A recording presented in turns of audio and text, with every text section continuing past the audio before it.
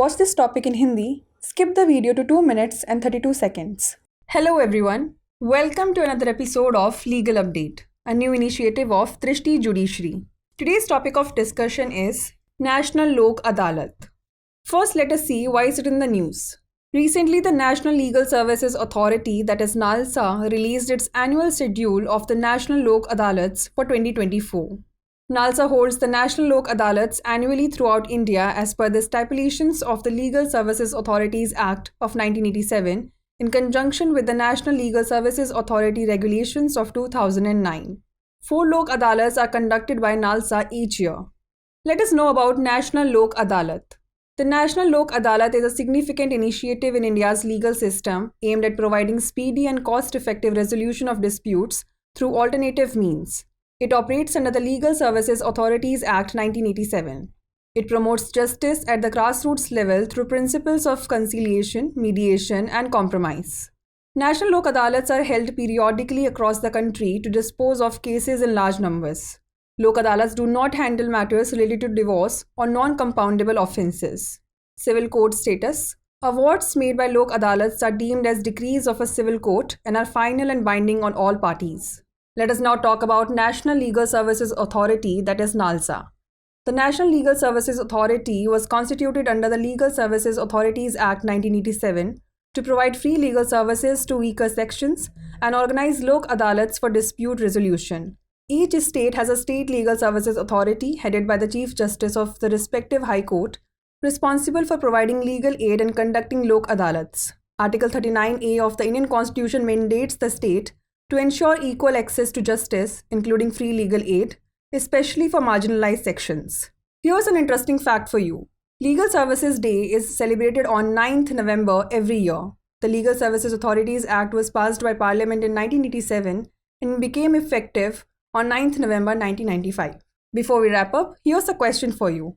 Which article of the Indian Constitution mandates the provision of free legal aid? Article 32, Article 39A, Article 21 or Article 14? Send the answer to this question in the comment section. Like, share and subscribe for more such content. नमस्कार, दृष्टि judiciary की नई पहल legal update में आपका स्वागत है। आज हमारी चर्चा का विषय है राष्ट्रीय लोक अदालत। सबसे पहले जान लेते हैं यह चर्चा में क्यों है। हाल ही में राष्ट्रीय कानूनी सेवा प्राधिकरण यानी नालसा ने 2024 के लिए राष्ट्रीय लोक अदालतों का अपना वार्षिक कार्यक्रम जारी किया।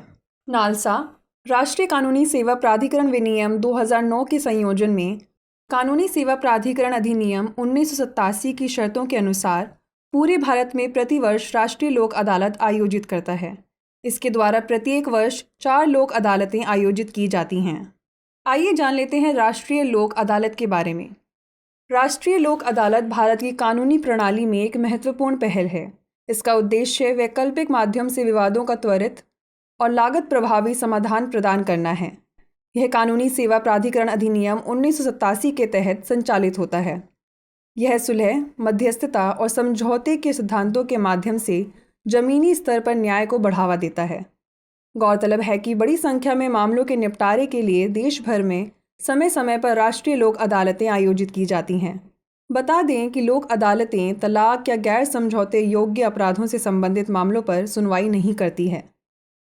सिविल कोर्ट की स्थिति। लोक अदालतों द्वारा दिए गए फैसले सिविल कोर्ट की डिक्री के रूप में माने जाते हैं और सभी पक्षों पर अंतिम और बाध्यकारी होते हैं। वहीं राष्ट्रीय कानूनी सेवा प्राधिकरण यानी नालसा की बात करें तो नालसा का गठन कमज़ोर वर्गों को मुफ्त कानूनी सेवाएं प्रदान करने और विवाद समाधान के लिए लोक अदालतों का आयोजन करने के लिए कानूनी सेवा प्राधिकरण अधिनियम 1987 के तहत किया गया था।